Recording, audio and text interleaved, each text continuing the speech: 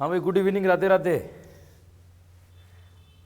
आज जैसा कि मैंने आपको कहा था कि डाउट क्लास जो है ना अपन आज लगा देंगे भाई। जिन जिन बच्चों के जिन जिन क्वेश्चन के अंदर कुछ कुछ समस्याएं आई थी ना, वो डाउट क्लास अपन लगा देते दोस्तों।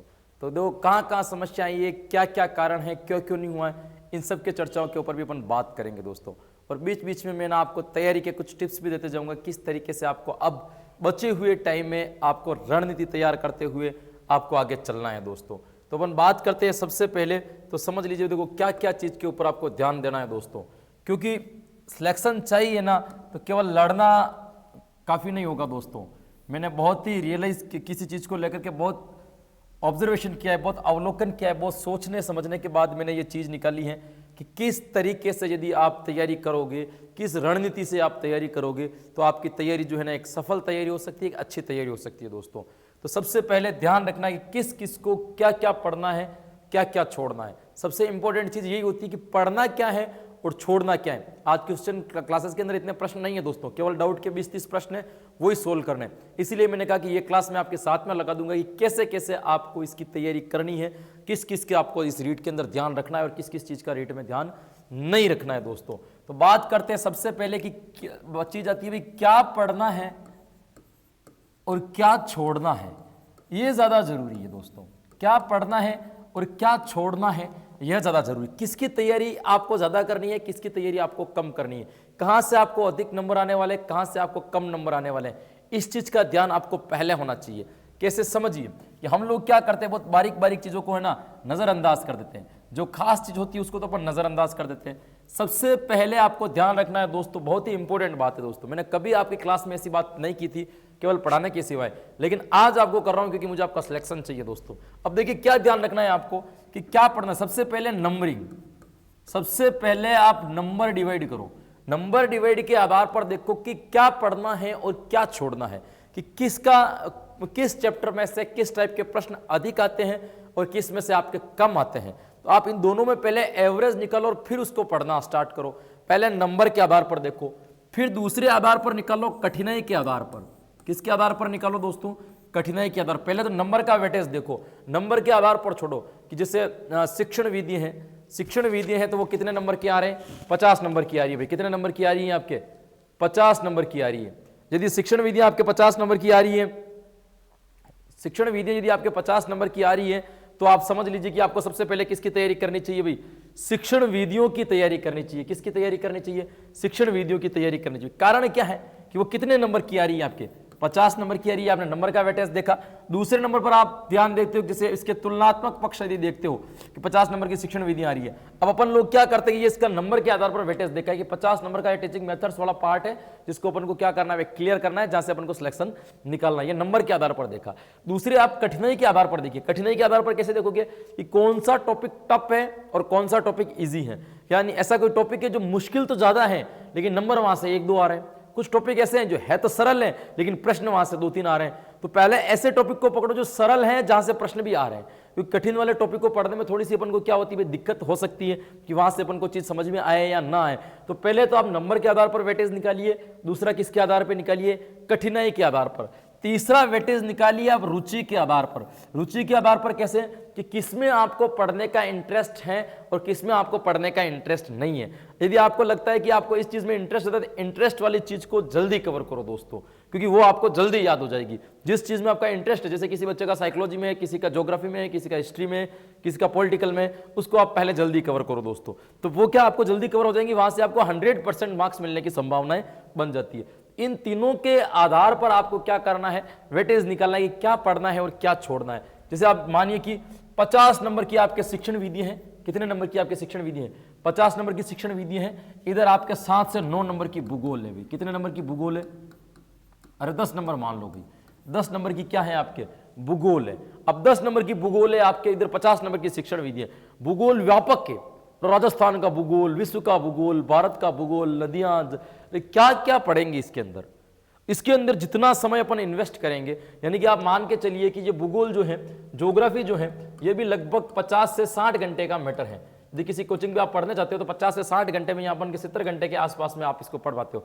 जबकि शिक्षण विधियां हैं ये भी लगभग है ना 50 से 70 घंटे का मैटर ये भी है, यानी कि 50 से 70 घंटे इसमें भी लग रहे हैं, 50 से 70 घंटे इसमें भी लग रहे हैं। यानी कि आप ये मान के चलते हो कि दोनों का तरीका जो है, दोनों का जो कंटेंट है वो लगभग बराबर है। लेकिन देखिए यहाँ पे 70 घंटे के बढ़ने के बाद में आप 10 नंबर कवर हो रहे, या 70 नंबर पढ़ने के बाद में 50 नंबर कवर हो रहे। ये नंबर के आधार पर वेटेज है कि किसको पढ़ना है और किसको छोड़ना है। शिक्षण विधि तो रामबाण ही है, जिसने शिक्षण विधियों को छोड़ दिया ना उसको रीट छूट जाएगी, उसका पता ही नहीं चलेगा कि रीट के अंदर क्या हुआ, हवा ही लगेगी दोस्तों। तो सबसे पहले काम आपको क्या करना है कि रीट को पकड़ने के लिए 50 नंबर की शिक्षण विधियां पकड़ना है। फिर कठिनाई के आधार पर पकड़ना है, कौन सी चीज सरल है और कौन सी चीज कठिन है। जैसे इतिहास पढ़ना, पॉलिटिकल पढ़ना एक प्रकार के क्या है, कठिन ही है, लेकिन वो दोस्तों हिंदी पढ़ना आपके लिए कठिन है क्या, संस्कृत पढ़ना कठिन है, ये सरल है दोस्तों। ये 15-15 नंबर की दोनों लैंग्वेज हैं, बहुत सिंपल लैंग्वेज है दोस्तों, क्योंकि हिंदी और संस्कृत लगभग मिलती जुलती भाषाएं, इनमें कोई ज़्यादा अंतर नहीं होता है, दोनों आपस में ना अच्छा खासा संबंध भी रखती है, इन दोनों के अंदर कोई चेंजेस भी नहीं होता है, लगभग क्या है एक जैसी चलती है। तो 15 और 15 नंबर की क्या हो जाएगी आपके लैंग्वेज हो जाएगी। तो 30 नंबर जो है ना आप यहाँ से कमा लोगे। कितने नंबर कमा लोगे 30। तो 50 नंबर तो शिक्षण विधियों के जोड़ दो और 30 नंबर इसके अंदर ये लैंग्वेज के जोड़ दो, 80 नंबर का टारगेट तो आपके यहां से पूरा हो जाता है। फिर आपके पास में देखो साइकोलॉजी की लास्ट वाली यूनिट है ना, वहां से 7 से 10 नंबर के एवरेज बैठते हैं अपन है ना, 10 नंबर वहां से पकड़ते हैं, 90 नंबर यहाँ पे ये बैठ जाते हैं आपके। ये 90 नंबर का टारगेट तो आपका यही हो गया, मतलब पास होने के लिए जो 60% चाहिए वो तो यहीं पे आ गए। अभी तक तो अपना जीके का टच ही नहीं किया है, हाथ ही नहीं लगाया है जीके के, तो मैथ्स के तो टच भी नहीं किया, पर्यावरण को भी टच नहीं किया है अभी तक अपन ने। कारण क्या है दोस्तों, जैसे मैथ्स और साइंस वालों के तो एक बेनिफिट ये भी है क्योंकि साइंस और मैथ्स वही लोग लेते हैं जिनको साइंस और मैथ्स पढ़ना आती है। तो जिन्होंने साइंस और मैथ्स ले रखी होगी उनकी साइंस और मैथ्स पे ऑलरेडी कमांड अच्छी होगी, इसमें कोई नो डाउट कोई संकोच जैसी बात नहीं है। लेकिन फर्स्ट लेवल वालों के लिए तो सब कुछ पढ़ना है, फर्स्ट लेवल वालों को तो कुछ छोड़ना भी नहीं है, पर्यावरण भी आती है, गणित भी आती है, वो भी आती है। लेकिन आपके कितने बचते हैं 10-10 नंबर की तो शिक्षण विद्या चली जाती है फर्स्ट लेवल वालों के, 20 नंबर की पर्यावरण बचती है और 20 नंबर की गणित बचती है, 40 नंबर का मैटर बचता है। एसएसटी वालों के 50 नंबर का मैटर बचता है।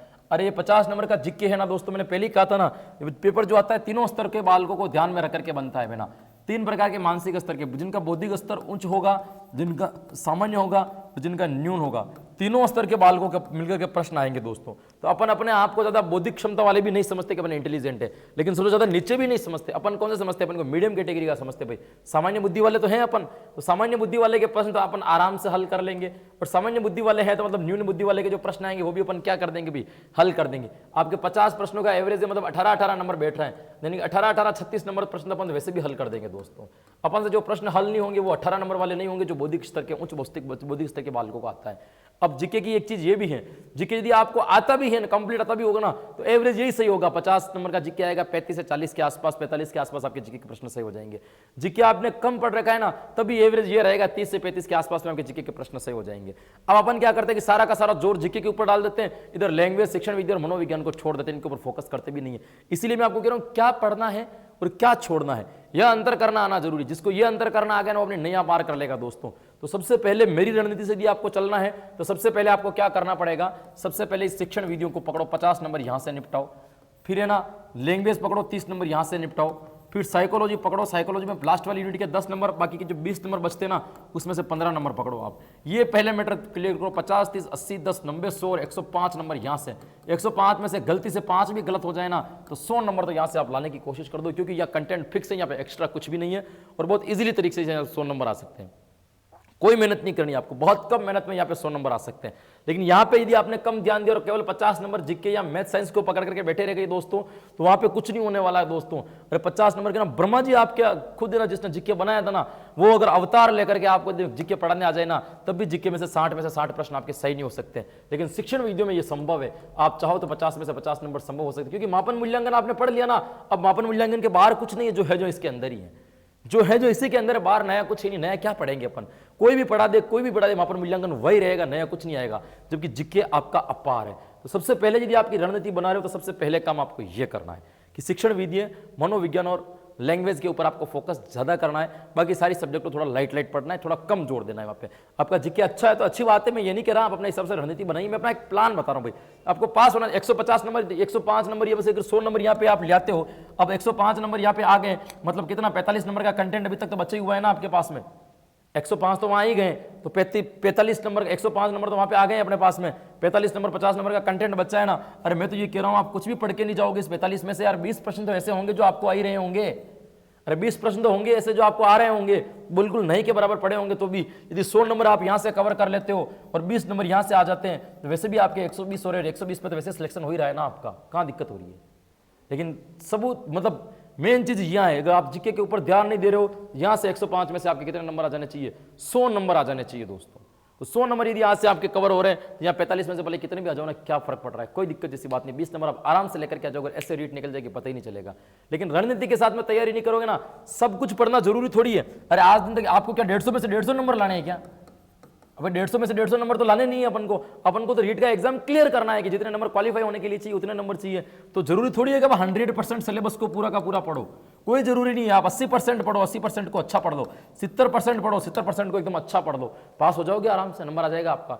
100 सब कुछ कवर करना जरूरी नहीं है ना, यही चाहिए यही चाहिए यही चाहिए जरूरी, कितना अच्छा पढ़ सकते हो ये ज्यादा जरूरी है। उस चीज को पकड़ने की कोशिश करो। पहला काम नंबर, कठिनाई स्तर और रुचि के आधार पर आपको इसको डिवाइड कर देना कि क्या छोड़ना है और क्या मुझे पढ़ना है। फर्स्ट काम आपको यह करना है।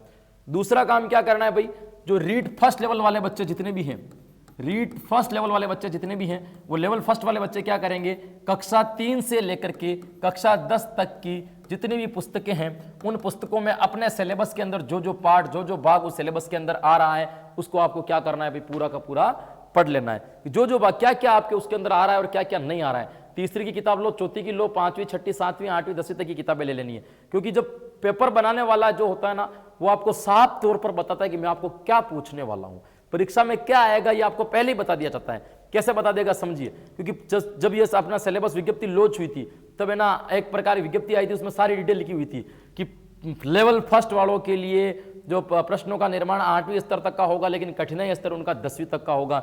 मतलब वो कह रहा है कि 10वीं तक का जितना लेवल है उससे अधिक लेवल का हम आपको नहीं पूछेंगे, ये कहना चाह रहा है ना। उसके साथ साथ में उसने एक और बात की थी, भाई सिलेबस जो है वो 20-21 का मान्य नहीं होकर के कौन सा होगा आपका 19-20 वाला मान्य होगा। ये इनडायरेक्टली आपसे यही कह रहा है कि 10वीं तक की 19-20 वाली किताबें पढ़ लेना, मैं ज्यादा ज्यादा प्रश्न आपको वहीं से पूछने वाला हूं, ये कह रहा है आपको। लेकिन हम नहीं समझ रहे, अपन तो मार्केट में जा रहे हैं, फर्स्ट रैंक चाहिए, लक्ष्य चाहिए, परिष्कार चाहिए। अरे क्या करोगे गाइडों को लेकर के? और जो कह रहा है पहले इनको पढ़ो ना, एनसीईआरटी की किताबें, यहाँ पे कोई ध्यान नहीं देता है, प्रश्न सारे के सारे यहाँ से बूटअप हो जाएंगे, पता ही नहीं चलेगा, हवा ही नहीं लगेगी प्रश्न कहाँ से आएंगे, हूबहू आ जाएंगे। आप संधि पढ़ रहे हो ना, और संधि पढ़ते पढ़ते आप 10वीं क्लास की संधि की किताब उठा लो, हिंदी की किताब उठा लो, उसमें संधि का लेवल देख लो, क्या है संधि का लेवल, कि इस लेवल की संधि है, बस उससे उच्च लेवल के लिए अपने नहीं आएगी, क्योंकि उसने पहले हिसाब कह दिया आपको एनसीईआरटी वाले ने, ये एनसीईआरटी की पुस्तकों के अंदर से लिया जाएगा, 19-20 का मान्य होगा और 10वीं तक का कठिनाई स्तर होगा। मतलब 10वीं क्लास के अंदर जो संधि है उससे बड़ी संधि अपने आने वाली नहीं है। इसी तरीके से आप सेकंड लेवल वाले हैं वो क्या करेंगे भाई, मैथ्स वाले हैं वो क्या करेंगे, 12वीं तक की मैथ्स उठा करके देख लो, उनका कठिनाई स्तर 12वीं तक का दे रखा है। 12वीं तक में मैथ्स का जो लेवल है उससे अधिक लेवल वाले प्रश्न उनके नहीं आने वाले, सिंपल सी बात है। अब एसएसटी वाले हैं, जैसे आप ज्योग्राफी में पढ़ रहे हो, तो ज्योग्राफी में कोई भी आपका चैप्टर है, मान लीजिए जलवायु आपका चैप्टर है, कौन सा चैप्टर है भाई, जलवायु आपका चैप्टर है। इस जलवायु चैप्टर को आप उठा लीजिए और उठा करके क्या कीजिए, 12वीं कक्षा की किताब उठा लीजिए, 12वीं कक्षा की किताब में पढ़ लीजिए जलवायु का क्या स्तर दे रखा है। बस जलवायु का जितना स्तर 12वीं क्लास की किताब में दे रखा होगा ना, गारंटी उससे ऊपर वाला प्रश्न आपके नहीं पूछा जाएगा। क्यों नहीं पूछा जाएगा? क्योंकि इन्होंने पहले ही कह दिया कि आपका कठिनाई स्तर 12वीं तक का रहेगा। 12वीं तक का रहेगा तो जो 12वीं क्लास में है ना, उससे आगे कुछ भी आने वाला नहीं है। तो समझो इस चीज को, ये छोटी छोटी बातें हैं ना जिसके ऊपर कोई ध्यान नहीं देता है दोस्तों, लेकिन इसके ऊपर ध्यान देना बहुत महत्वपूर्ण है। इसके ऊपर ध्यान नहीं देंगे तो अपन रह जाएंगे दोस्तों, क्योंकि टाइम कम है ना, स्मार्ट तरीके से रणनीति करनी पड़ेगी। युद्ध जीतने के लिए केवल बाहुबल होना जरूरी नहीं है, दिमाग का होना भी जरूरी है दोस्तों। तो इसको दौड़ाओ। अपन को क्या अच्छा लगता है ये ज्यादा महत्वपूर्ण नहीं है, क्या परीक्षा में आ रहा है ये ज्यादा महत्वपूर्ण है। तो अपन को जो आ रहा है ना उसके ऊपर ज्यादा फोकस करना है, टाइम पास थोड़ी करना है। बहुत सारे गुरुजी पढ़ाने के लिए आते हैं ना, हंसी मजाक मस्ती मजाक आए, आनंद के साथ में आपको लग रहा है बढ़िया आ रही है क्लास, आनंद आ रहा है। अरे क्या आनंद आ रहा है? मस्ती करने के लिए आए हैं आप? ये रीट मजाक है आपके लिए क्या? अरे मजाक नहीं है, ये आपका जीवन का सबसे बड़ा उद्देश्य जिसको पूरा करना है। और इस बार रह गए और नई शिक्षा नीति लग गई ना, तो जीवन भर टीचर बनने के लिए पछताते रह जाओगे कि हम टीचर नहीं बन पाए, क्योंकि नई शिक्षा नीति के अंदर 4-4 5-5 एग्जाम जोड़ दिए टीचर बनने के लिए, और वो लग गई तो फिर कुछ नहीं होना है अपन का। मजाक वाला टीचर, और गुरुजी ने तो अच्छी मजाक कर दी, 2 घंटे तक क्लास का माहौल बना करके रख दिया। अरे क्या माहौल बना करके रख दिया आपका? कक्षा का आपका भविष्य बेकार कर रहे हैं वो लोग। नौकरी नहीं लगेगी ना तो कौन जिम्मेदार होगा? सीरियस करो ना इसमें, ये युद्ध है आपके लिए। और युद्ध कभी मजाक में नहीं लड़ा जाता दोस्तों, युद्ध के लिए हमेशा तत्पर आ जाता है। युद्ध के लिए शरीर और दिमाग दोनों तत्पर चाहिए। युद्ध में जाने वाले लोगों के चेहरे पे मुस्कुराहट नहीं होती है दोस्तों, उनके चेहरे पे तेज होता है, उनके चेहरे पे ओज होता है, उनके चेहरे पे जोश होता है कि ये युद्ध मुझे निकालना है। ये रीट आपके लिए मजाक नहीं है, एक प्रकार का युद्ध है। और इसको जीतने के लिए ना चेहरे पे हंसी खुशी की जरूरत नहीं है, सीरियस होकर के पढ़ो, दिमाग को भी सीरियस रखो, बॉडी को भी सीरियस रखो, तब जाकर के तो वो चीज आपको समझ में आएगी ना। तो बहुत सारे टीचर मजाक करते हैं, हमको लगता है कि नहीं गुरुजी तो बहुत अच्छा पढ़ा रहे, बहुत अच्छा पढ़ा रहे। अरे कुछ नहीं पढ़ा रहे हैं, देखना वो टीचर आपको कक्षा में अच्छा लग सकते हैं, रीट के एग्जाम में कभी आपको अच्छे नहीं लगेंगे, क्योंकि आपको कंटेंट उतना नहीं दे पाएंगे जितना उनको देना था। तो कक्षा का माहौल बनाना अलग बात है और सिलेक्शन करवाना अलग बात है दोस्तों। तो ऐसे टीचरों के ऊपर भरोसा करो जो आपको सिलेक्शन करवाने का दावा करते हैं, जो ठोक करके कहते हैं कि हाँ मैं पूरा का पूरा कंटेंट पढ़ा दूंगा, जो किसी प्रकार की फालतू की बात नहीं करते हैं। और ऐसे टीचरों के चैनल पर जाने का भी कोई मतलब नहीं है ना, जिनको अपने लाइक साइड और सब्सक्राइब से मतलब है कि ज्यादा ज्यादा शेयर कर दो, ज्यादा ज्यादा लाइक कर दो, ज्यादा ज्यादा सब्सक्राइब कर दो। अरे गुरुजी आपको पैसे ही कमाने तो ऑफलाइन कोचिंग में पढ़ाने चले जाओ ना। यहाँ बच्चे 1 घंटे के लिए आता है, वो टाइम वेस्ट करने के लिए आ रहा है, आधे घंटे तक आप शेयर कर दो, लाइक कर दो, सब्सक्राइब कर दो, शेयर कर दो, लाइक कर दो, सब्सक्राइब कर दो। क्या है ये, है ना? ऐसे काम करने के लिए थोड़ी आ रहे हैं अपन लोग। तो अपन को ध्यान रखना है भी क्या छोड़ना है और क्या पढ़ना है दोस्तों, मजाक वाली चीज नहीं लेनी है इस चीज को। तो पहले आप इसकी ये तैयारी करो, चाहे तीसरी से लेकर के 10वीं तक की पुस्तकें रीड फर्स्ट लेवल वाले पढ़ लो, और ना 6ठी से लेकर के 12वीं तक की पुस्तकें कौन पढ़ लो भाई, ये पढ़ लो, है ना। 12वीं की 11वीं 12वीं के अंदर साइकोलॉजी की किताबें भी चलती है, साइकोलॉजी की बुक से बुक भी आती है। तो आप क्या करोगे, 11वीं 12वीं की साइकोलॉजी की किताबें खरीद लो। कौन सी खरीद लो, 19-20 वाली किताबें खरीद लो। उसमें आपका सिलेबस एक हाथ में पकड़ करके बैठो, कौन कौन सा टॉपिक है, ये टॉपिक है, वो टॉपिक उस 12वीं क्लास की किताब में से पढ़ लो ना। उससे कठिनाई स्तर वाला नहीं पूछेगा। अब टीचर क्या हो रहा है, अपनी होशियारी के चक्कर में ना भारी भारी कंटेंट ला करके आपको पढ़ा रहे और आपको भी अच्छा लग रहा है, नहीं गुरुजी ने दमदार कंटेंट दे दिया, गुरुजी ने भारी मैटर दे दिया। अरे क्या भारी मैटर दे दिया? मैं जब भी आपको पढ़ाने के लिए आता हूं, शिक्षण विद्या पढ़ाने के लिए आता हूं ना भाई, एनसीईआरटी के तरफ शिक्षा शास्त्र को देख लेता हूं, शिक्षण शास्त्र 12वीं क्लास के शिक्षण शास्त्र देख करके आता हूं, बस गारंटी रीड का उसके ऊपर नहीं जाएगा, मैं उसके ऊपर का कभी आपको बताता भी नहीं हूं। जितना भी है 12वीं क्लास के नीचे के शिक्षण शास्त्र का है, क्योंकि जब सिलेबस वाला ने कह दिया है कि इससे ऊपर मैं नहीं दूंगा, तो फालतू में कहीं की माता बूढ़ी करनी इतनी टेंशन किस बात की लेनी है आपको? तो बिल्कुल नहीं लेनी, आपको हमेशा देख करके चलना है कि मुझे क्या पढ़ना है और क्या छोड़ना है। इसलिए आप कह रहे हैं ना आपके साथ में जुड़ा हुआ, इसीलिए मैं कह रहा हूं ना, मैं शिक्षण विद्या में कुछ भी नहीं छूटेगा, सारा का सारा मैं इस अप्रैल के अंदर पढ़ा दूंगा। क्यों पढ़ा दूंगा? क्योंकि मुझे पता है मुझे क्या पढ़ाना है और क्या नहीं पढ़ाना है। परीक्षा में प्रश्न कहां से देने वाला है, क्या कठिनाई स्तर रहने वाला है, इसकी जानकारी है हमें। बहुत सारे टीचर क्या है भाई, पढ़ाते अच्छा है, बिल्कुल नॉलेज है, क्यों नहीं है भाई। मैं आपको यहाँ पे सहायक सामग्री पढ़ाऊं, सेकंड ग्रेड वालों को सहायक सामग्री पढ़ाऊं, दोनों की सहायक सामग्री में रात दिन का अंतर हो जाएगा, क्योंकि उनका लेवल है, अपना लेवल नहीं है इतना। उनको भी वही पढ़ाएंगे, आपको भी वही पढ़ाएंगे, फिर सेकंड और थर्ड ग्रेड में लेवल में अंतर क्या रह जाएगा दोस्तों? उनका कठिनाई स्तर ग्रेजुएशन का माना जाता है, आपका कठिनाई स्तर 12वीं तक का माना जाता है, दोनों में अंतर है। तो इसलिए ज्यादा लेवल करके ना अच्छे टीचरों से दिमाग को नहीं खपाना है, सिलेक्शन करवाना है अपन को, ज्ञानी नहीं बनना है, बुद्धिजीवी बनना है क्या आपको, कि नहीं मेरा जैसा होशियार कोई नहीं है, ऐसा बाद में बनना। सिलेक्शन करवाने से पहले नौकरी लगनी है। नौकरी लगने के लिए ना भाई कुछ न कुछ तो रणनीति बनानी पड़ेगी मेरे दोस्तों। रण जीतने के लिए रणनीति बनानी पड़ती है, बिना रणनीति के ना कभी नहीं जीता जा सकता दोस्तों। कभी मैंने एक लाइन भी कही थी ना, बेस क्लियर होना चाहिए, तब जाकर के आपको पता चलता है कि होता क्या है क्या नहीं है। अरे कहते हैं कदम चलने के लिए कदम उठाना पड़ता है ना, झूठ बोलने के लिए सच छुपाना पड़ता है, और बहुत कदम चलने के लिए कदम उठाना पड़ता है, सच बोलने से झूठ बोलने के लिए सच छुपाना पड़ता है। और बड़ी सीधी सी परिभाषा है दोस्त कामयाबी की, कि रोटी को सेकने से पहले तवे को तपाना पड़ता है। यानी कि आपका तवा जितना गर्म होगा ना, उसके ऊपर आप जो भी रोटी डालोगे ना, वो क्या होगी, फुली फुली निकलेगी। और तवा यदि गर्म नहीं है ना, उसके ऊपर कुछ भी डाल दो, रोटी क्या निकलेगी आपकी, ठंडी ठंडी निकलेगी। मजाक के अंदर कक्षा के अंदर पढ़ रहे हैं, आप गर्म ही नहीं हो रहे हो, जोश भी नहीं आ रहा है आपके अंदर, और जोश नहीं आ रहा है तो क्या होगा, जब तक जोश नहीं आ रहा है तब तक आपके अंदर एनर्जी नहीं आएगी, दिमाग काम नहीं करेगा। जो बेटे जब तवा ठंडा है तो रोटी को कितने घुमा दो, उसके ऊपर कभी गर्म फुली हुई रोटी निकलने वाली नहीं है दोस्तों। इसीलिए अपने आप को ना सीरियस रखा करो, तेज रखा करो चेहरे के ऊपर, कि ये युद्ध है और युद्ध में कभी मजाक नहीं किया जाता। युद्ध में हमेशा ना तेज के साथ में लड़ा जाता है, ओज के साथ में लड़ा जाता है, दिमाग और शरीर के साथ में लड़ा जाता है। और ये रीट भी आपका एक प्रकार का युद्ध है दोस्तों।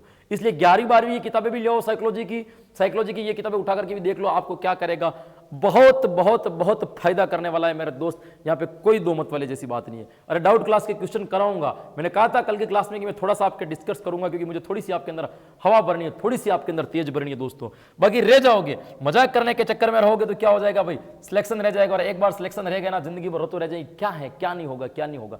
अरे कुछ नहीं होना दोस्तों जिंदगी में। देखो मार्केट के अंदर कितनी बेरोजगारी पड़ रही है, लोगों को 2-2 हज़ार 5-5 हज़ार रुपए कमाने मुश्किल हो रहे हैं, कहां से लाएंगे। सब कुछ जीवन पैसों से चलता है, पैसा बहुत महत्वपूर्ण है जीवन के अंदर। मानते हैं सब कुछ नहीं है, लेकिन बहुत कुछ है, इसके बगैर कुछ नहीं हो सकता है। तो ध्यान रखना भाई, इन चीजों को लेकर के आपको तैयारी करनी है। 10 घंटे पढ़ रहे हैं, 15 घंटे पढ़ रहे हैं, पढ़ के तो आप 24 घंटे पढ़ लो ना। जब आपको पता ही नहीं है कि पढ़ना क्या है, तो कितने घंटे पढ़ लिए, क्या काम के। पहले तैयारी करो, मुझे क्या पढ़ना है और क्या छोड़ना है। और सबसे पहले ये काम करो, ये गाइड जितने भी लाए हो ना मार्केट से, इनको तो एक बार ताक में किसका हो साइड से, और एनसीईआरटी की पुस्तकें निकाल करके एक बार इनको पढ़ो कि इनके अंदर क्या क्या दे रखा है, उनके अलग से नोट्स बनाओ। मैं कह रहा हूं आपकी आधी तैयारी हो जाएगी यहाँ पे। 50% से भी ज्यादा तैयारी आपकी यहाँ हो जाएगी, छोड़ दो ना, उनका कोई लेना देना भी नहीं है अपन उस चीज को।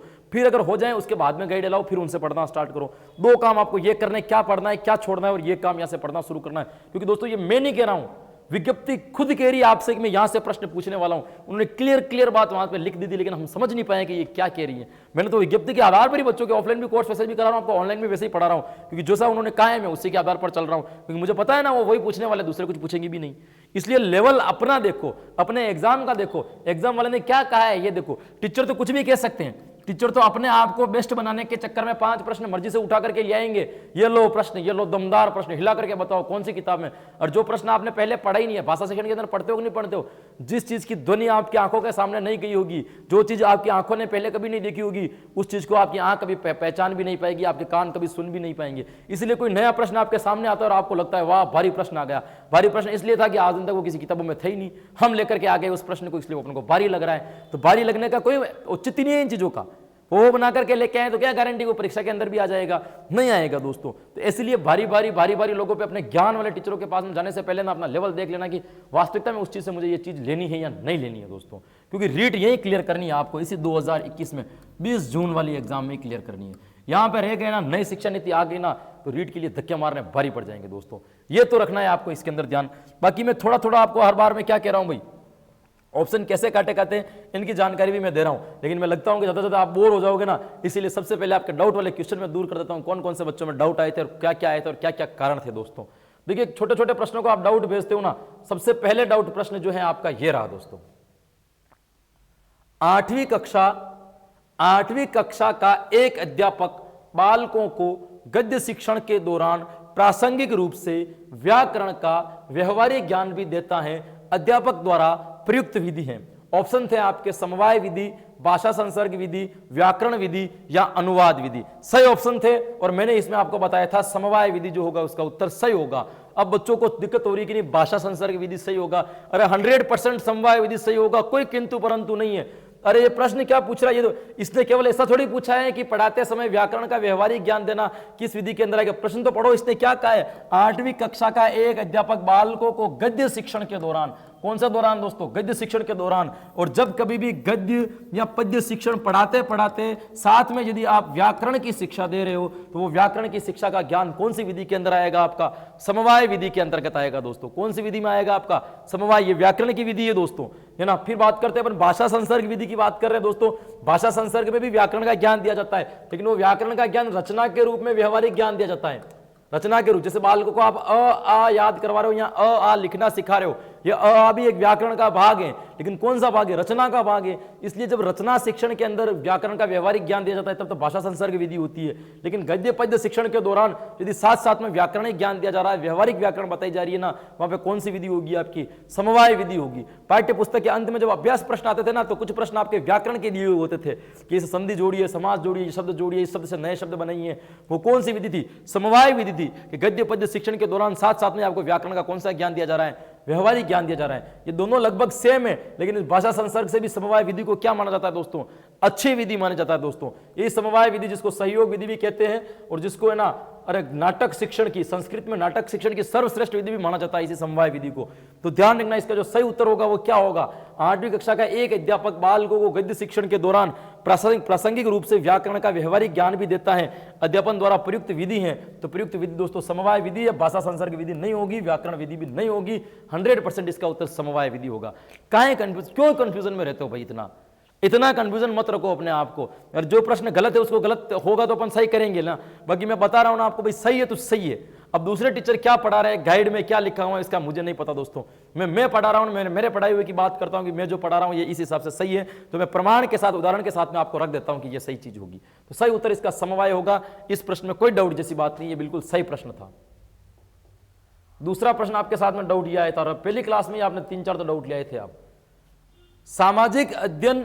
सामाजिक अध्ययन जो विषय है वो अध्ययन करता है व्यक्ति के आर्थिक संबंधों का, व्यक्ति के राजनीतिक संबंधों का, व्यक्ति के सामाजिक संबंधों का, व्यक्ति के सामाजिक और भौगोलिक संबंधों का। और मैंने कहा इसका उत्तर सही बताया था आपको, व्यक्ति के सामाजिक संबंधों का। बिल्कुल ये उत्तर सही बताया था और 100% उत्तर भी यही सही है कि व्यक्ति के सामाजिक संबंधों का। दोस्तों सामाजिक का मतलब क्या होता है, समाज। सामाजिक का मतलब क्या हो जाता है आपका, समाज। अरे इस समाज के अंदर जितनी भी क्रियाएं होती है ना वो पर्यावरण के समक्ष होती हैं, फिर चाहे इसके अंदर आर्थिक क्रियाएं आ जाएं, फिर चाहे इसके अंदर आपकी राजनीतिक क्रियाएं आ जाएं, फिर चाहे इसके अंदर भौगोलिक क्रियाएं आ जाएं, चाहे इसके अंदर सांस्कृतिक क्रियाएं आ जाएं, ये सारी की सारी क्रियाएं इस समाज का भाग है। ये आर्थिक भी इसके अंदर है, राजनीतिक भी इसके अंदर, ये भूगोल भी इसके अंदर है। ये पूछ रहा है सामाजिक अध्ययन करता है, व्यक्ति के सामाजिक संबंधों का अध्ययन करता है दोस्तों, है ना, भौगोलिक का नहीं करता है। पता नहीं कहां से आपने इसका उत्तर ढूंढ लिया। सी उत्तर सही था, मैंने यही तो बताया था उसके अंदर, सी बिल्कुल सही उत्तर है इसका। कौन किसका अध्ययन करता है दोस्तों? व्यक्ति के सामाजिक संबंधों का करता है, मैंने सी बताया था और सी सही है। ये नहीं होंगे बाकी चारों दोस्तों, सी सही उत्तर उसका। देखते हैं अगला डाउट प्रश्न। गजब गजब के डाउट प्रश्न थे भाई आपके। ये क्या प्रश्न कह रहा है? उपलब्धि परीक्षण का निर्माण में समअंकन योजना बनाने का उद्देश्य है। निर्णय संबंधी असंगति को दूर करने में सहायता प्रदान करना, प्रश्नों की संख्या निर्धारण करना, छात्रों की कठिनाइयों का निर्धारण करना या उपयुक्त सभी। ये कह रहा है समअंकन योजना यानी कि समान अंक की योजना। इसके पीछे बनाने का उद्देश्य क्या है? निर्णय संबंधी असंगति को दूर करने में सहायता प्रदान करना, प्रश्नों की संख्या निर्धारण करना, छात्रों की कठिनाई का निर्धारण करना या उपयुक्त सभी। जब ये पेपर परीक्षा में आया था तो कुछ किताबों वालों ने इसको उपयुक्त सभी मान दिया था। सही देखो, उपयुक्त सभी सही भी है क्योंकि प्रश्न ये पूछ रहा है उपलब्धि परीक्षण निर्माण करते समय समयांकन योजना बनाने का उद्देश्य क्या है। इसने समयांकन का मतलब ये समझ लिया भाई समान अंक जो लिखे जाते हैं इसके पीछे उद्देश्य क्या है, समयांकन योजना के अंतर्गत क्या होता है। तो समयोजन बनाने के पीछे उद्देश्य की बात करा तो तीनों उद्देश्य इसके अंदर आएंगे, लेकिन समांकन और फलांकन की जो योजना है, समांकन करना या फलांकन करना, किसका उपलब्धि परीक्षण का एक सोपान आता है दोस्तों। समझे, पहले पाठ योजना की तैयारी करना, पाठ योजना का निर्माण करना, उसके बाद में फलांकन करना या समांकन प्रशासनिक कार्य जिसके अंदर प्री ट्राई आउट करते थे, फिर एक्चुअली ट्राई आउट करते थे, उसके बाद में फलांकन और समांकन नाम का सोपान आता है। उसके अंदर एक काम किया जाता है। क्या काम किया जाता है? प्रश्नों की संख्या का निर्धारण करना। कौन सा काम किया जाता है? प्रश्नों की संख्या का निर्धारण करना। मैंने आपको सही ये बताया था, बिल्कुल सही है भाई। समयांकन योजना के जो सोपान है, इस सोपान के अंतर्गत यही वाली बात तो आती है, लेकिन इन एग्जामिनर वालों ने क्या किया भाई, इस प्रश्नों की भाषा को इस तरीके के न समझ करके उन्होंने उस तरीके से समझा। समअंकन का मतलब समान अंकन देना, बालकों को समान अंकन दे रहे थे, इसके पीछे उद्देश्य क्या होगा और इसको सही क्या बता दिया इसने, उपलब्धि परीक्षण बता दिया। अरे इस प्रश्न के ऊपर बहुत घमासान चली थी, ये डिलीट होते होते बचा था और इसको उपयुक्त सभी के अंदर सही मान दिया गया था। बाकी जितने भी शिक्षाविद थे उसको क्या सही बताया था इन्होंने कि प्रश्नों की संख्या का निर्धारण करना सही होगा। मैंने भी आपको यह बताया था, लेकिन किताबों में जो दे रखा है उपयुक्त सभी सही दे रखा है और उसने माना भी ये था। अब जो प्रश्न आएगा वो इस तरीके से नहीं आएगा, यदि आ जाए तो फिर आप भी उपयुक्त सभी सही कर देना, क्योंकि पहले जिसको सही मान लिया है उसी को इस बार भी क्या माना जाएगा, सही माना जाएगा। क्योंकि एक बार सही होता है वो दूसरी बार में कभी भी गलत नहीं हो सकता। इसलिए मैंने जो बताया था इसके आधार पर यहाँ पे एक ऑप्शन दूसरा डालना था बस, और कुछ नहीं करना था। उपयुक्त सभी की जगह पे एक दूसरा ऑप्शन डालना था, ऑटोमेटिक प्रश्नों की संख्या का निर्धारण आपके सही हो जाता। दोस्तों ये ना ध्यान रखना, ये छोटी सी बात है, ये कंफ्यूजन था आपका, ये यहाँ दूर हो गया आपका। अब देखिए ये कंफ्यूजन आपका यहीं पे भी था कि पठन शिक्षण की दृष्टि से गद्य पाठों के प्रकार होते हैं। पढ़ रहे हो आप, अबे कितनी तरीके से पढ़ते भाई? दो ही तो तरीके थे पढ़ने के आपके, एक तो भाई सस्वर होता है और एक आपका मौन वाचन होता है, और मैंने भी तो आपको दो बताया। अब इसमें क्या कंफ्यूजन है पता नहीं, बहुत सारे बच्चे कह रहे हैं तीन होते। अब तीन कौन से होते हैं मुझे ही बता दो, मैंने तो नहीं पढ़ा आज तक तीन कहीं पे भी। दो तरीके से चीज पढ़ी जा सकती है, या तो सस्वर पढ़ी जा सकती है या फिर मौन वाचन पढ़ी जा सकती है। सस्वर में व्यक्तिगत भी होता है, सामूहिक भी होता है, मौन वाचन द्रुत भी होता है, पाठ भी होता है। और किसी बच्चे ने मुझे और सामान्य पठन, अरे सामान्य पठन क्या होता है? ये कुछ नहीं होता है, ये सामान्य पठन। दो तरीके से पठन, कोई सा भी पठन करो बस दो प्रकार से होगा, या तो सस्वर होगा या फिर मौन होगा। बिल्कुल सही उत्तर था, कोई कंफ्यूजन जैसे दूर नहीं। फिर ही बच्चे कह रहे भाई इसके अंदर भी मुझे कंफ्यूजन है, इसके अंदर भी मुझे कंफ्यूजन है। कहां कंफ्यूजन आ रहा है भाई? कभी कभी प्रश्नों को आप ध्यान से पढ़ा करो। ये प्रश्न तो सबसे ज्यादा चर्चा में रहा है, आपके चेहरे पे मुस्कान भी आ गई होगी। सबसे ज्यादा चर्चा में यह प्रश्न रहा है कि पाठ्य पुस्तक का अध्ययनात्मक पक्ष है पुस्तक का आकार प्रकार, मुख्य पृष्ठ, जिल्द या पराकथन। अरे दोस्तों मैंने आपको बताया था जिल्द, और जबकि सही क्या है इसका पराकथन। ये मैंने वहां पे लाइन भी डालने की मूड में था, पराकथन इसका क्या माना गया है, सही माना गया है। दोस्तों इसको समझना, इसके ऊपर भी बड़ा घमासान चला था दोस्तों, क्योंकि जिल्द का मतलब क्या होता है, जहां पे आपकी किताब चिपकी हुई होती है, जहां पे अंदर वाले पृष्ठ जो होते हैं ना चिपके हुए होते हैं, जिसके ऊपर जिल्द, आवरण नहीं होता है दोस्तों। बहुत सारे कह रहे जिल्द का मतलब ऊपर होगा कवर हो जाएगा, नहीं होता, वो आवरण अलग चीज है। जिल्द जहां से पुस्तक चिपके हुए होते हैं। ये पूछ रहा है अध्ययनात्मक पक्ष है। अध्ययन का मतलब पढ़ना अलग चीज है और अध्ययन करना अलग चीज है। पढ़ना अलग चीज है और अध्ययन करना अलग चीज है। लिखा हुआ पढ़ना और अर्थ ग्रहण करते हुए पढ़ना, दोनों में अंतर है। यह पूछ रहा है अध्ययनात्मक पक्ष है, प्राकथन के अंदर क्या होता है कि पुस्तक के अंदर क्या है, किसने क्या लिखा है, क्या नहीं होने वाला है, उसकी हल्की सी संक्षिप्त जानकारी दी हुई होती है, वो पढ़ना है। मुझे बताओ कि आज दिन तक आपने कौन सी किताब का प्राकथन कभी पढ़ा था कि प्राकथन के अंदर क्या लिखा हुआ है? कभी पढ़ा थोड़ी है आपने, नहीं पढ़ा है ना। अध्ययनात्मक पक्ष कैसे हो सकता है? पढ़ने का लिए पक्ष होता है। अध्ययन का मतलब अर्थ ग्रहण करते हुए पढ़ना, जब उस चीज के कोई हाथ ही नहीं लगा रहा है, आप तो छोड़ो वहां के टीचर तक उसके हाथ नहीं लगा रहे हैं, इसलिए प्राकथन। और जबकि जिल्द क्या है, ऊपर वाला भाग है, कवर के ऊपर जो ऊपर वाले साइड में जो नाम लिखा होगा, किताब का नाम लिखा होगा, वो तो पढ़ते हो कि नहीं पढ़ते हो? कौन सी कक्षाएं पढ़ते हो कि नहीं पढ़ते हो? इसके अंदर कौन सी किताब लिखी गई वो तो पढ़ते हो कि नहीं पढ़ते? वो पढ़ते हैं अपन, लेकिन अध्यात्मक पक्ष प्राकथन अपन नहीं पढ़ते। लेकिन जब इन दोनों के बीच में चर्चा चली तो भाई ये बात निकली हुई, प्राकथन जो होता है ज्यादा लिखा हुआ होता है और जिल्द के ऊपर कम चीजें लिखी हुई होती है, इसलिए प्राकथन को सही मान दो और जिल्द को क्या नहीं मानो, सही नहीं मानो। बाकी सही उत्तर जो होता है वो जिल्द ही होता, कभी प्राकथन नहीं हो सकता था। बस इस प्राकथन की जगह पर इनको ऑप्शन क्या देना था, गलत देना था। या प्राकथन दिया तो यहाँ अध्ययनात्मक पक्ष नहीं लिखना था, यहाँ लिखना पठनात्मक पक्ष होता है, तब प्राकथन आपका सही हो जाता। बाकी प्राकथन आपका सही नहीं हो सकता है। लेकिन हाँ, ये प्रश्न जब आया था तो है ना, रीट में जो गई रीट में, रीट लेवल फर्स्ट के अंदर ये प्रश्न था और इसको सही क्या माना गया था? आपका प्राकथन सही माना गया था दोस्तों। तो अगली बार तो ये प्रश्न आएगा नहीं, ऐसा का ऐसा आ जाए तो आपको भी प्राकथन ही सही करना है। क्यों सही करना है? क्योंकि पहले जिस चीज को सही मान दी दूसरी बार भी उस चीज को गलत आप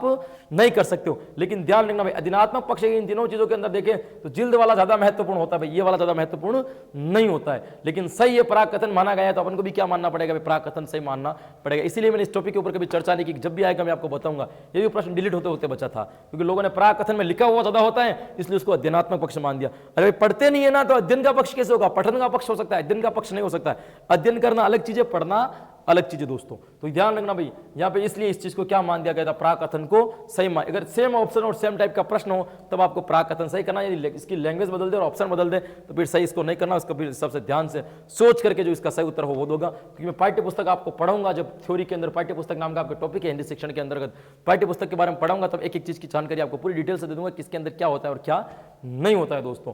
तो इसीलिए इस प्राकथन को क्या माना गया है? आपका सही माना गया है। सेम प्रश्न आ जाए तो आप भी प्राकथन को क्या मान देना? सही मान देना। बाकी इसके अंदर जो मैंने चेंजेस बताए वो आपका हल्का सा दिमाग में रखना भाई। रेडियो, देखो कितना गरीब प्रश्न है यार, इसको भी आपके दोस्त भी। रेडियो की सीमाएं समाप्त की जा सकती हैं? क्या प्रश्न पूछ रहा है भाई? रेडियो की सीमाएं समाप्त की जा सकती है। सीमाएं का मतलब क्या होता है भाई? दोष। सीमाएं का मतलब क्या होता है? दोष। ये कह रहा है किसके द्वारा समाप्त की जा सकती है? दोस्तों रेडियो की सीमाएं जो समाप्त की जा सकती है वो टेप रिकॉर्डर के द्वारा। किसके द्वारा समाप्त की जा सकती है? आपकी टेप रिकॉर्डर के द्वारा। यहां पे टेप रिकॉर्डर के द्वारा, क्योंकि इसके अंदर आप आगे पीछे भी कर सकते हो, इसके अंदर रिकॉर्ड भी कर सकते हो। क्योंकि पहले जो टेप आती थी ना दोस्तों, उस टेप के अंदर रेडियो इंक्लूड होता था। यदि कोई चीज प्रसारण हो रही है तो मान लीजिए कि 8 बजे वो चीज प्रसारण हो रही है और 8 बजे पास में आपके पास में टाइम नहीं है सुनने का, तो आप क्या करते हैं? वहां पे रेडियो के बटन को ऑन करके टेप के अंदर रिकॉर्डिंग का बटन शुरू देते हैं, तो रेडियो के अंदर जो भी आता है वो टेप के अंदर क्या हो जाता है? आपका रिकॉर्ड हो जाता। फिर आपकी जब चाहे मर्जी पड़ती तब उस चीज को आप क्या कर सकते थे? आराम से सुन लेते थे। ये तो ये पूछ रहा है रेडियो की सीमाएं, कार्यक्रम प्रसारण की सीमा, समय सीमा। कार्यक्रम प्रसारण की समय सीमा किसके द्वारा समाप्त की जा सकती है? तब तो आपका उत्तर क्या हो जाएगा? आपका टेप रिकॉर्डर। हाँ, प्रश्न ऐसा था भाई, रेडियो के प्रसारण की सीमाएं किसके द्वारा समाप्त की जा सकती है? तब इसका सही उत्तर होता होगा ट्रांजिस्टर। तब इसका सही उत्तर क्या हो जाता आपका? ट्रांजिस्टर। लेकिन प्रश्न इन्होंने केवल सीमाएं पूछा है, तब उत्तर क्या होगा? Tape recorder.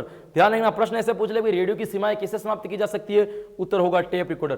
प्रश्न ऐसे पूछ ले भाई रेडियो के कार्यक्रम की समय सीमा कि किसके द्वारा पूर्ति की जा सकती है, दूर की जा सकती है, तभी होगा आपका टेप रिकॉर्डर। प्रश्न ऐसे आ जाएंगे कि रेडियो के कार्यक्रम के प्रसारण की सीमा किसके द्वारा? केवल प्रसारण शब्द लिखा हुआ है तो फिर आपका ट्रांजिस्टर उत्तर सही होगा, फिर टेप रिकॉर्डर आपका सही नहीं होगा। तो इसने केवल सीमाएं लिखी थी और मैंने टेप रिकॉर्डर बताया था। क्या होंगी इसके अंदर? सही तो है, क्या कोई गलत नहीं है इसके अंदर? अरे पहले प्रश्न को समझो। यूं तो आपके हर प्रश्न, अभी मैं अगर लेने आ जाऊं ना तो सारे प्रश्न, हर बच्चे के किसी न किसी प्रश्न में समस्या है, तो पहले प्रश्न को समझो तो सभी प्रश्न क्या कह रहा है। अब ये देखिए, अपारदर्शी पदार्थों के छोटे रूपों को पर्दे पर बड़े आकार में प्रक्षेपित किसके द्वारा किया जाता है? माइक्रोस्कोप, कैमरा, एपिडाइस्कोप और ओवरहेड प्रोजेक्टर। मैंने बताया था आपको ओवरहेड प्रोजेक्टर। अब इसमें दे रखा है, बच्चे कह रहे हैं इसके अंदर एपिडाइस्कोप सही होगा। अरे भाई एपिडाइस्कोप को हम समझ रहे हैं, इसके अंदर पारदर्शी भी होता है और अपारदर्शी भी होता है। ये प्रश्न ऐसे थोड़ी पूछ रहा है कौन सा प्रोजेक्टर पारदर्शी और कौन सा अपारदर्शी है। प्रश्न क्या पूछ रहा है? प्रश्न पूछ रहा है अपारदर्शी पदार्थों को, छोटे रूपों को पर्दे पर बड़े आकार में प्रक्षेपित किसके द्वारा किया जाता है? और छोटे रूप को बड़े आकार में अपारदर्शी चीजों को किसके द्वारा किया जाएगा, और ओवरहेड प्रोजेक्टर के द्वारा ही किया जाता है, OHP इसके अंदर सही उत्तर तो है। क्या कंफ्यूजन है, इसने प्रश्न ऐसे थोड़ी पूछा है कि पारदर्शी प्रोजेक्टर कौन सा और अपारदर्शी कौन सा है। ये तो कह रहा है अपारदर्शी विषय वस्तुओं को, है ना, उस तरीके से। प्रोजेक्टर पारदर्शी और अपारदर्शी होती है, वस्तु पारदर्शी और अपारदर्शी थोड़ी होती है। ये पदार्थों के बारे में बात कर रहा है ये दोस्तों। पहले प्रश्न की लैंग्वेज समझो तब सही उत्तर। ये पूछता है अपारदर्शी है तब अपन एपिडायस्कोप को सही कर देते हैं। इसने ये थोड़ी पूछा है भाई, इसने पूछा है अपारदर्शी पदार्थों को छोटे रूपों के पर्दों को बड़े आकार में प्रक्षेपित किसके द्वारा किया जाता है, ओवरहेड प्रोजेक्टर के द्वारा। क्या गलत है इसके अंदर, सही तो है। क्या बताऊं मैं अब, आज 50 प्रश्न मिस हो गए इसके चक्कर में। अपन के 50 प्रश्न क्या चलते हैं, अपन आगे चलते दोस्तों। कौन सा कथन संगत नहीं है। अरे आपको ये ना मेरे वीडियो को दूसरी बार भी देख लिया करो कभी टाइम निकाल करके। एक बार तो आप लाइव देखते हो बहुत अच्छी बात है, दूसरी बार देख लिया करो। दूसरी बार में क्या होता है, कुछ गलती होती है ना तो मैं क्या करता हूं, जहां पे जो सही ऑप्शन होता है ना वो आपको नीचे लिखा हुआ मिल जाएगा, इसके अंदर ये नहीं और ये सही माना गया है, तो आपका कंफ्यूजन भी थोड़ा बहुत दूर हो जाएगा। इसमें कोई गलत जैसी बात नहीं। वैसे तो देखो कौन सा कथन संगत नहीं है, इसमें भी बच्चों को दिक्कत आ गई थी। अब ये पूछ रहा है पाठ्य पुस्तक कक्षा शिक्षण का प्रमुख साधन है, पाठ्य पुस्तक विद्यार्थियों तथा शिक्षक के दोनों के लिए आधारभूत है, पाठ्य पुस्तक शिक्षण का साधन है साध्य नहीं है, पाठ्य पुस्तक शिक्षण का साध्य है साधन नहीं है। ये पाठ्य पुस्तक शिक्षण का प्रमुख साधन है, यानी क्या पाठ्य पुस्तक संगत नहीं है पूछा है इसने। तो पाठ्य पुस्तक प्रमुख साधन है, बिल्कुल सही है, केवल साधन है। पाठ्य पुस्तक विद्यार्थी तथा शिक्षक दोनों के लिए आधारभूत है, बिल्कुल दोनों के लिए आधारभूत है, ये भी संगत है, ये सही नहीं के पूछ लिए। पाठ्य पुस्तक शिक्षण का साधन है साध्य नहीं, बिल्कुल सही है, एक साधन है साध्य नहीं है। पाठ्य पुस्तक सब कुछ थोड़ी है, एक भाग है जिसके द्वारा सीख रहे हो। क्या पाठ्य पुस्तक के द्वारा आप अपना ओवरऑल डेवलपमेंट कर देते हो, क्या सर्वांगीण विकास किसके द्वारा करते हो, बहुत सारी चीजों के माध्यम से करते हो, केवल पाठ्य पुस्तक ही सब कुछ थोड़ी है। तो पाठ्य पुस्तक शिक्षण का साधन है साध्य नहीं, ये भी तो संगत है। ये फिर पूरा पाठ्य पुस्तक शिक्षण का साध्य है साधन नहीं, अरे सब कुछ है साधन नहीं, ऐसा कैसे हो सकता है, यही तो नहीं है। और यही तो मैंने सही बताया था, क्या गलती की इसमें, सही तो है प्रश्न। डी इसका सही आंसर होगा, बिल्कुल 100% डी सही होगा। ये लीजिए आपका अगला प्रश्न, लेखन गति, इस पर भी बहुत बहस हुई थी। लेखन गति सुधारने के लिए आप बालकों को कैसा गृह कार्य देना चाहेंगे। एक बालक यदि लेखन कार्य की गति को सुधारना है तो बालक को आप कैसा गृह कार्य दोगे। पठित अंश से कॉपी का एक पृष्ठ लिखना, अपनी इच्छा से एक पृष्ठ लिखना, घर पर श्रुति लेख लिखना, या अशुद्धियों को 5-5 बार लिखना। मैंने कहा भी शिक्षा बहुउद्देशीय होती है। कैसी उद्देश्य होती है, बहुउद्देशीय होती है। कोई भी एक उद्देश्य लेकर के नहीं चलते हैं, कोई भी एक उद्देश्य लेकर के नहीं चलते, एक काम के पीछे 4 उद्देश्य पूरे होने चाहिए। शिक्षा को बहुउद्देशीय कहा जाता है। अब ये कह रहा है लेखन गति सुधारने के प्रति आप कैसा गृह कार्य देना चाहेंगे। पठित अंश से कॉपी का एक पृष्ठ लिखना, अपनी इच्छा से एक पृष्ठ लिखना, घर पर, और 5-5 बार आप गलतियां लिखा दोगे, इससे क्या हो जाएगा, गलती तो एक बार में सुधर गई ना। ये कह रहा लेखन गति सुधारने के लिए गलतियों को क्यों, गलती सुधारने के लिए आप भले 5 शुद्धि एक बार लिखाओ। ये बोले घर पर श्रुति लेख लिखना, कौन बोलेगा घर पर श्रुति लेख, कौन लिखाएगा घर पर श्रुति लेख। अपनी इच्छा से एक पृष्ठ लिखना, आपने कोई पाठ पढ़ाया ही नहीं है, बालक उसमें से एक पाठ उतार करके ला रहा है, क्या मतलब है। बच्चे ने केवल देखा और राइटिंग उतार दी, क्या अर्थ निकला, कोई अर्थ नहीं निकला। लेकिन पठित अंश से एक कॉपी का पृष्ठ लिखना, जो पाठ आपने पहले बालक को पढ़ा रखा है ना, अब उसको बोलोगे इसमें से एक पेज उतार करके लेके आ, बालक 100% उतार करके लेके आएगा, उसके व्यवहार में परिवर्तन भी आएगा। क्यों आएगा, क्योंकि बालक ने क्या किया है, आपने जो पढ़ा रखा है ना उसी को पढ़ा है, उसी को लिखा है, तो पाठ की भी पुनरावृत्ति भी हो गई और लेखन गति भी सुधर गई। 2 काम इसके अंदर एक साथ में हो गए। तो आप एक टीचर बनोगे तो ऐसा कहोगे कि अपनी मर्जी से लिख दो। ऐसे कोई टीचर कहते थे वो महामूर्ख थे दोस्तों। पठित अंश से कॉपी में एक पृष्ठ लिखवाना चाहिए बालकों को, ताकि पाठ की भी पुनरावृत्ति हो जाए और साथ साथ में क्या हो जाए, लेखन गति भी सुधार जाए। इसी को हम कहते हैं बहुउद्देशीय योजना दोस्तों। ये मैंने सही बताया था और यही सही है। भाषा है, क्या प्रश्न पूछ रहा है, भाषा क्या है, विचारों की अभिव्यक्ति, भावनाओं की अभिव्यक्ति, संवेगों की अभिव्यक्ति, ध्वनि संकेतों की अभिव्यक्ति। अरे आप सबने पढ़ रखा है, विचारों को अभिव्यक्त करने को भाषा कहते, बिल्कुल सही है। भावनाओं को अभिव्यक्त करने को भाषा कहते, सही है। संवेग आते तो भाषा बिगड़ती है। ध्वनि संकेतों की अभिव्यक्ति, अरे ये विचार किसके द्वारा प्रस्तुत करोगे, ध्वनि के द्वारा। भावना किसके द्वारा प्रस्तुत करोगे, ध्वनि के द्वारा। जब ध्वनि नहीं है तो विचार कहां से निकलेंगे बाहर आपके। ध्वनि संकेतों की, ये जो आपके वर्ण है ये क्या है, ये वर्ण क्या है, ये ध्वनि के संकेत ही तो है, संकेत के चिन्ह है। ये अ है, ये क है, ये क क्या है, ध्वनि के संकेत ही तो है। क इसको ऐसे बोलते हैं क, ये तो ध्वनि संकेतों की अभिव्यक्ति, यही तो भाषा कहलाती है। इसको लिख दोगे ये लिखित रूप में क, ये बोल दिया ये मौखिक रूप में, तो ध्वनि संकेतों की अभिव्यक्ति को भाषा कहते हैं। ये क का की जितने भी वर्ण है ये क्या है, ध्वनि संकेतों की अभिव्यक्ति है, ध्वनि के संकेत है। और इनको तो हम बोलते हैं ना, वही तो कहलाएगी आपकी भाषा, ध्वनि संकेतों की अभिव्यक्ति। जब ध्वनि नहीं होंगी तो विचार कहां से आएंगे दोस्तों, ध्वनि नहीं होंगी तो भावनाएं कहां से आएगी। अरे थोड़ा सा दिमाग लगाओ, डी सही उत्तर होगा मेरे यारो, ये नहीं होगा, बिल्कुल डी सही उत्तर। आंख बंद करके सही कर देना आप।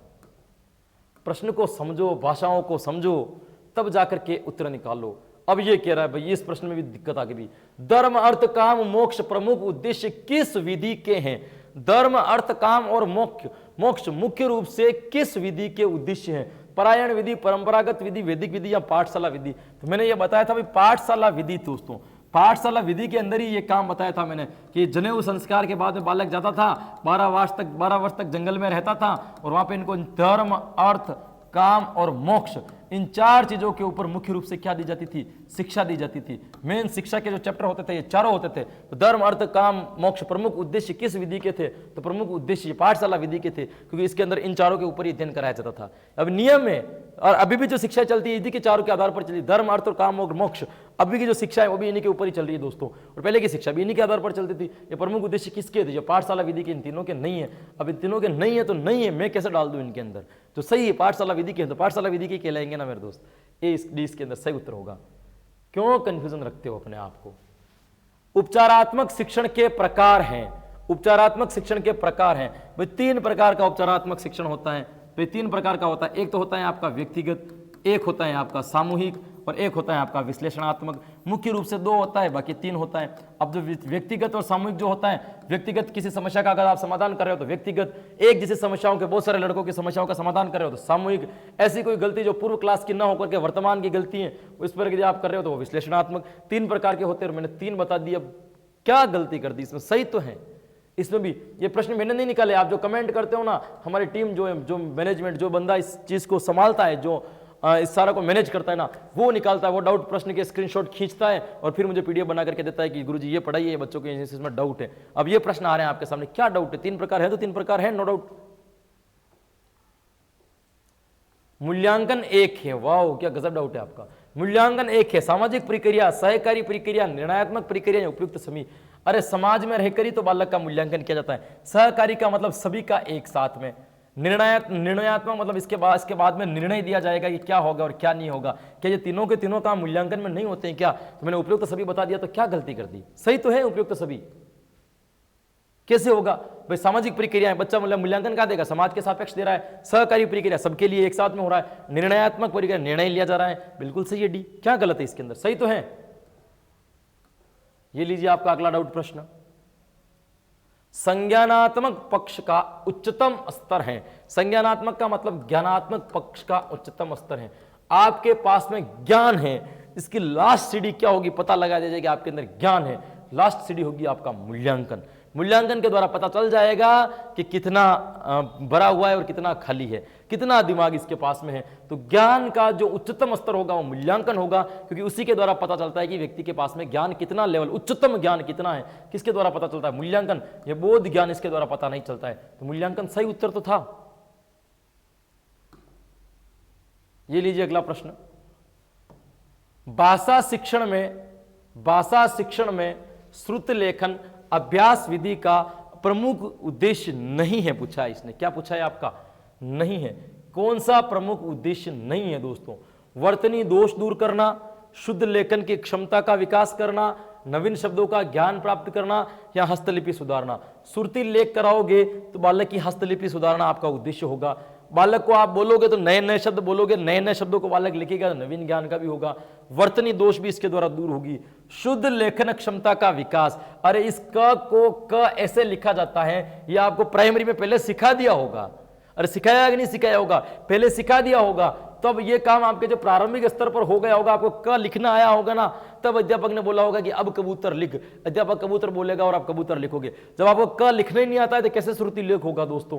तो शुद्ध लेखन क्षमता का विकास नहीं होता है इसके द्वारा। ये तो सही उत्तर तो था बी। क्या गलती है इसमें? अरे बी बिल्कुल सही उत्तर इसका नहीं है। पूछ रहा है ये काम नहीं होता है श्रुति लेख में, ये तीनों काम होते हैं, ये काम नहीं होता है। ये काम प्राथमिक स्तर पर पहले ही हो जाता है, ये होने के बाद श्रुति लेख होता है।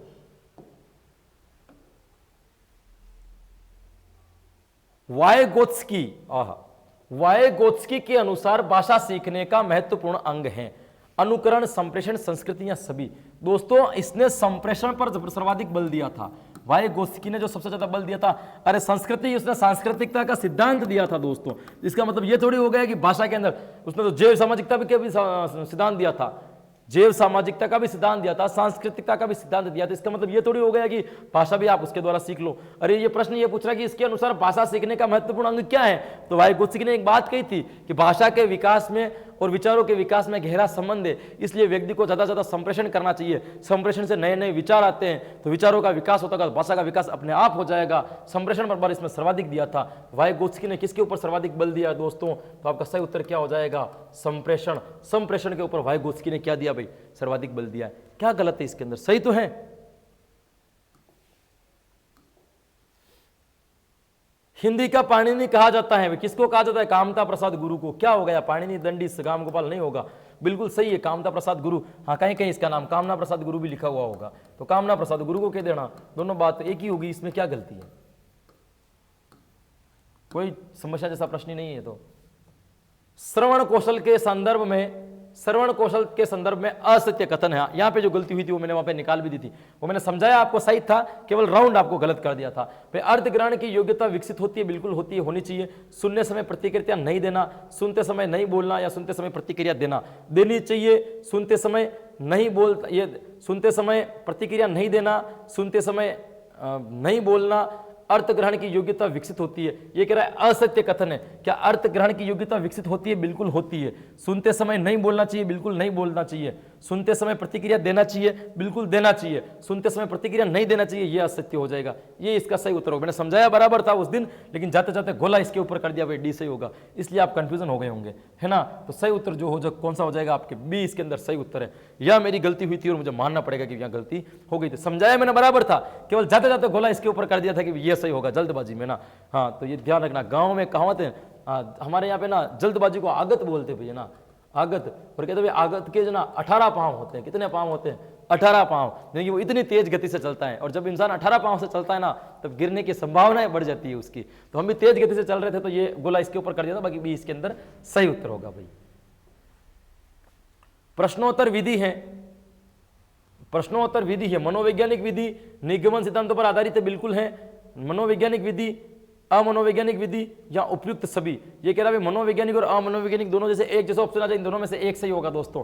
ये मनोवैज्ञानिक विधि नहीं है, अमनोवैज्ञानिक विधि है। और बच्चे पूछे जा रहा है बालक भी सक्रिय रह रहा है, गुरुजी बच्चे भी सक्रिय, अध्यापक भी सक्रिय रह रहा है, अमनोवैज्ञानिक विधि कैसे होगी दोस्तों। जिसके अंदर नियम, सिद्धांत और तथ्य नहीं होते ना, वह प्रश्नोत्तर विधि कौन सी कहलाएगी, आपकी अमनोवैज्ञानिक कहलाएगी। क्योंकि मनोविज्ञान तो क्या कहता है, पहले बालक को समझाओ और समझ जाए तो फिर उससे प्रश्न पूछो। जब प्रश्नोत्तर विधि क्या कह रही है, प्रश्नों के द्वारा बच्चों को पढ़ाओ।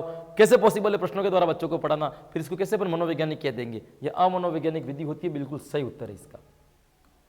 यूं ही कंफ्यूजन हो रहे हो आप जबरदस्ती। अरे कह रहा हूं ना, दिमाग में किसी प्रकार का कंफ्यूजन मत रखो। ये देखो आपकी इतनी डाउट क्लास के थे, दो तीन प्रश्नों को, एक दो प्रश्नों को छोड़ करके सबके उत्तर वही निकल रहे जो मैंने पहले बता दिए थे, कोई चेंजेस नहीं हो रहा है। अरे नहीं होती है दोस्तों, थोड़ी बहुत कहीं गलती हो जाती है, संभावनाएं बनती है, एक आध प्रश्न की हो जाती है, लेकिन अपन सही कर देते हैं उस चीज को। पर्यटन विधि का दोष नहीं है, इसमें भी बहुत कंफ्यूजन हुआ था बच्चों का, अनाप शनाप मैसेज भाई।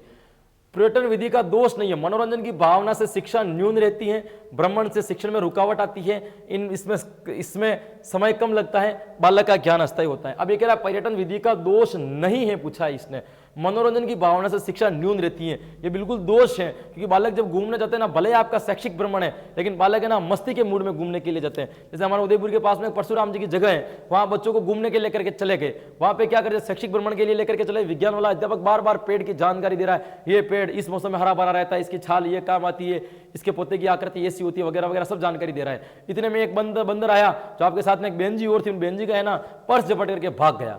वो बड़ी मुश्किल से उस पर्स को ना छुड़ा करके बच्चे वापस लेकर के आए। अब उस टीचर ने भले कितना भी ज्ञान दिया होगा ना, बच्चे विद्यालय में आते सब भूल जाएंगे, लेकिन उन मैडम का जो पर्स झपट करके बंदर लेकर के गया था ना, वो अपने जीवन में कभी नहीं भूलेंगे। क्योंकि भावनाएं कैसी थी, मनोरंजन की भावनाएं थी, तो शिक्षा क्या हो गई आपकी, न्यूज नहीं हुई, शिक्षा न्यून हो गई। तो सही उत्तर क्या हो जाएगा आपका, न्यून। तो ये तो बिल्कुल सही बात है, दोष है नहीं है कैसे। भ्रमण शिक्षण में रुकावट आती है, बिल्कुल आती है, इसीलिए आपको घूमने के लिए हमेशा संडे के दिन लेकर के जाते थे, या कोई राजकीय अवकाश होता था ना, उस दिन घूमने के लिए लेकर के जाते, ताकि शिक्षण में क्या नहीं आए, रुकावट नहीं आए, आती है, ये भी दोष है। इसमें समय कम लगता है, और इसमें समय कम लगता है। अरे कैसे इसमें समय कम लगता है, बालक का ज्ञान अस्थायी होता है। मैंने ये नहीं बताया बालक का ज्ञान अस्थायी होता है, बिल्कुल घूमने के लिए लेकर के जाओगे तो ज्ञान तो अस्थायी होगा ना। इसमें समय कम लगता है, ये दोष नहीं है दोस्तों, इसमें समय अधिक लगता है, इसमें समय अधिक लगता है। इसमें ज्ञान अस्थायी होता है, दोष नहीं है पूछा इसने कि बालक का ज्ञान अस्थायी होता है, इसके अंदर तो होता है। दो ऑप्शन एक जैसे आ गए, इसीलिए आप उस वक्त कंफ्यूजन हो गए होंगे भाई। देखो ना, समझिए इस चीज को, इसमें समय कम लगता है। समय कम कैसा लगता है, पढ़ाने जाएंगे तो समय क्या लगेगा दोस्तों, अधिक लगेगा, तो ये भी इसका दोष नहीं है। इसमें ज्ञान अस्थायी होता है, ये पूछ रहा है दोष नहीं है, तो ये भी दोष नहीं है भाई। इसमें ज्ञान अस्थायी होता है, ये दोष नहीं है, ये इसका क्या है, गुण है। दोनों ऑप्शन एक जैसे आ गए। इस प्रश्न में आप बिल्कुल सही थे। तो इसमें ये वाला भी सही है और ये वाला भी सही है, सी भी सही है और डी भी सही है, दोनों है। इसमें समय कम लगता है, नहीं समय अधिक लगता है, ये हो सकता था, तो ये वाला कट जाता और ये वाला क्या हो जाता आपका, सही हो जाता है। ये दोनों एक जैसे आ रहे थे। तो बालक का ज्ञान अस्थायी होता है, ये भी इसके अंदर दोष नहीं है, और समय कम लगता है, ये भी दोष नहीं है। दोष क्या होगा, समय अधिक लगता है, समय कम नहीं लगता। बालक का ज्ञान अस्थायी होता है, बिल्कुल ये गुण है, ये क्या है, दोष नहीं है। तो डी भी इसका अंदर सही होगा, सी भी सही और इसका अंदर डी भी सही। मैंने सी बताया था, सी और डी दोनों इसके अंदर सही है। इसके अंदर यदि वो लगा देते ना अपन कम, तो वो क्या हो जाता आपका सही। ये मैंने सही भी कर दिया था वैसे, दूसरे वीडियो के अंदर यहाँ लाइन डाल दी थी, डी वाला दोनों सही है और भी। ये आपका यहाँ पे कंफ्यूजन दूर हो जाता है। देखिए अगला प्रश्न, दल शिक्षण का दोष नहीं है। दल शिक्षण का मतलब ग्रुप टीचिंग, इसका दोष नहीं है पूछ रहा है। एक साथ इतने शिक्षक की व्यवस्था करना जटिल है, ये तो दोष है। इतने टीचर एक साथ कहां से लाओगे, बड़े कमरों की आवश्यकता, एक साथ एक से अधिक अध्यापक आएंगे, बहुत सारे अध्यापक आएंगे, बैठने के लिए व्यवस्था करनी पड़ेगी, ये भी क्या है, इसका दोष है। साथ साथ में कहता है सभी प्रकरणों को आसानी से पढ़ाया जा सकता है, अरे ये दोष नहीं है, आसानी से नहीं पढ़ाया जा सकता है, ये दोष होगा इसका। तो सी मैंने बताया था और सी सही तो था, ये सही है ना, ये दोनों दोष है, ये दो दोष नहीं है, सी बिल्कुल सही है, इसमें कोई किंतु परंतु जैसी बात ही नहीं है दोस्तों। ये लीजिए, श्रवण कौशल के संदर्भ में, श्रवण कौशल के संदर्भ में असत्य कथन है। सुनने के संदर्भ में असत्य कथन पहचाना है आपको, सत्य नहीं दोस्तों, असत्य। अर्थ ग्रहण की योग्यता विकसित होती है, सुनते समय प्रतिक्रिया नहीं देना, सुनते समय नहीं बोलना या सुनते समय प्रतिक्रिया देना। वही प्रश्न आ गया था, वो इसके अंदर ये सही था और ये तीनों नहीं थे। वही प्रश्न वापस रिवाइज, किसी ने 2 बार कहा होगा ना, तो वहां से स्क्रीनशॉट लेकर के ना डबल बार इस प्रश्न को रिवाइज करा दिया गया था। यही प्रश्न दोबारा आ गया वापिस। पर्यटन विधि का दोष नहीं है, वो ये दोनों इसके अंदर सही उत्तर थे। ये प्रश्न भी वापस आ गया। बहुत शिकायत देखिए, इसका मतलब आप लोगों ने मेरी है ना, तभी इतने डाउट वाले प्रश्न आए। दल शिक्षण का दोष नहीं, वापस वही प्रश्न आ गया। ये लीजिए, पाठशाला विधि में बालक शिक्षा ग्रहण करने जाता है। पाठशाला विधि में बालक शिक्षा ग्रहण जाता है। बोलने की, मैंने कहा था ना 6 वर्ष का बालक का एक संस्कार होता था जिसका नाम था जनेऊ संस्कार, है ना।